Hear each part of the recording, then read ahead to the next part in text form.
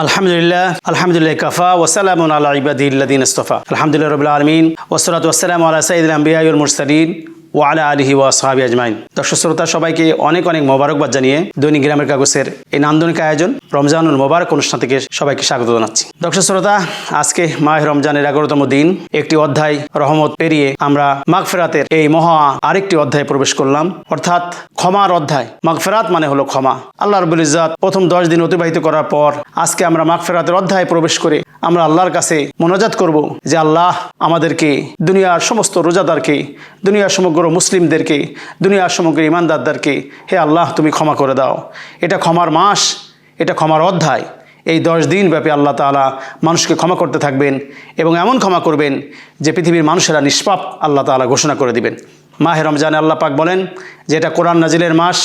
এই কোরআন নাজিলের মাসে কোরআনের অধ্যায় তোমরা জেনে নাও, কোরআনের এর সূরাগুলি জেনে নাও, এর শানে নুজুল তোমরা জেনে নাও, এর তাফসিরগুলি জেনে নাও, এর ব্যাখ্যাগুলি তোমরা জেনে নাও। আজকে কোরআন নাজিলের এই মাসে আসুন আমরা একটি সূরা থেকে তেলাওয়াত করি। এই সূরাটি অত্যন্ত গুরুত্বপূর্ণ একটি সূরা। আমার সঙ্গে আপনারা সবাই পড়বেন, মাস্কও করায় দেব আমি, সূরাটা যাতে কোনো রকম ভুল না হয়। কারণ নামাজে যে অশুদ্ধ যদি তেলাওয়াত যদি হয় তাহলে আমাদের নামাজ হবে না। এই জন্য আমরা বিশুদ্ধভাবে আমরা কোরআন তেলাওয়াত করব নামাজের ভিতরে। অন্তত নামাজের ছোট্ট ছোট্ট সূরাগুলি আমরা এই অনুষ্ঠানের মাধ্যমে আমাদেরকে মাস্ক করতে হবে। আমার সঙ্গে সবাই তেলাওয়াত করুন। আউযু বিল্লাহি মিনাশ শাইতানির রাজিম। বিসমিল্লাহির রহমানির রহিম। কুল ইয়া আইয়ুহাল কাফিরুন লা আ'বুদু মা তা'বুদুন। আ'বুদু, এই যে আইন, এখানে আইনের গলার ভিতর থেকে আইন উচ্চারণ করতে হবে। আ'বুদু, লা আ'বুদু মা তা'বুদুন ওয়ালা আনতুম আবিদুনা মা আ'বুদ ওয়ালা আনা আবিদুম মা আবাদতুম ওয়ালা আনতুম আবিদুনা মা আ'বুদ লাকুম দীনুকুম ওয়ালিয়া দীন। দেখুন এই সূরাটা কত গম্ভীর ভাষা আল্লাহ তাআলা বলেন। এই সূরাটার শানে নুজুল কত সুন্দর যে দেখুন কাফের বেঈমানেরা রাসূল করিম সাল্লাল্লাহু আলাইহি ওয়াসাল্লামের কাছে এসে বলছে, মুহাম্মদ তুমি আমাদের অগ্নি পূজা, আমাদের মূর্তি পূজা তুমি কিছু কিছু দিন করবে, কিছু কিছু সপ্তাহ করবে, মাস করবে, আর আমরা তোমার যে পদ্ধতিতে নামাজ, আমরা মাঝে মাঝে নামাজ পড়ব, তুমি মাঝে মাঝে আমাদের অগ্নি পূজা করবে, মূর্তি পূজা করবে, আর আমি তোমাদের মাঝে মাঝে তোমাদের যে নামাজ এই যা সিজদা করব।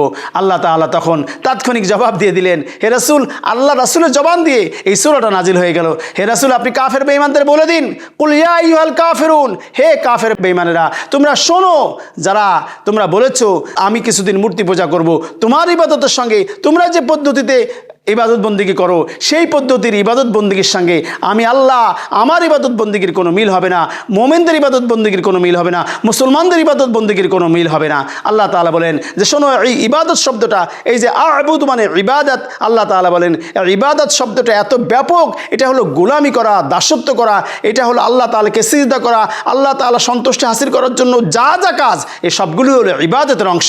আল্লাহ তাআলা মানুষ সৃষ্টি করার আগেই বলেছেন, ওয়ামা খলাকতুল জিন্না ওয়াল ইনসা ইল্লা লিয়াবুদুন। এই দুনিয়ায় আমি, এই পৃথিবীতে আমি মানুষ সৃষ্টি করতে চাই। শোনো মানুষরা, এই দুনিয়ায় আমি মানুষকে কোন উদ্দেশ্যে সৃষ্টি করলাম?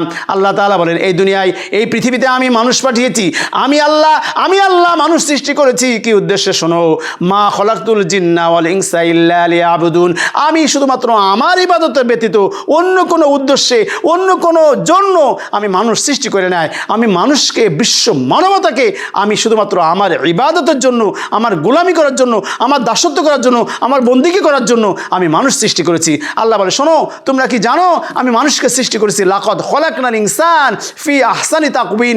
এই পৃথিবীতে আমি crore crore billion billion trillion trillion সৃষ্টি আছে, কিন্তু আমি মানুষকে ওয়ালাকাদ কাররামনা বনি আদম, আমি বনি আদমকে সবচেয়ে মহাসম্মানিত করেছি। আমি বনি আদমকে লাকাদ খলাকনাল ইনসান ফি আহসানি তাকওয়িম, আমি পৃথিবীর সবচেয়ে সৌন্দর্য করে মানুষ সৃষ্টি করেছি।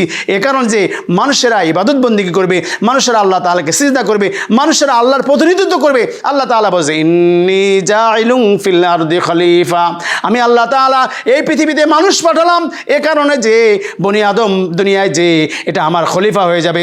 আল্লাহর খলিফা, মানুষ আল্লাহর খলিফা, অর্থাৎ মানুষ আল্লাহর প্রতিনিধি, আল্লাহর প্রতিনিধিত্ব করবে পৃথিবীতে। আমরা আল্লাহর প্রতিনিধিত্ব করার জন্য এই দুনিয়ায় এসেছি। আসুন মাহে রমজানে আমরা আল্লাহর প্রকৃত প্রতিনিধি হয়ে আল্লাহ তাআলা সন্তুষ্টি হাসিল করে আল্লাহ তাআলার ভয় তাকওয়া অর্জন করে আমাদের অন্তরকে আল্লাহর অন্তর দিয়ে জাগরিত করে আল্লাহ রাব্বুল ইজ্জাতের যে জন্য রোজা নাজিল করেছেন, যে জন্য কোরআন নাজিল করেছেন, সেই কোরআনের পথে, সেই তাকওয়ার পথে আমরা পরিচালিত হই।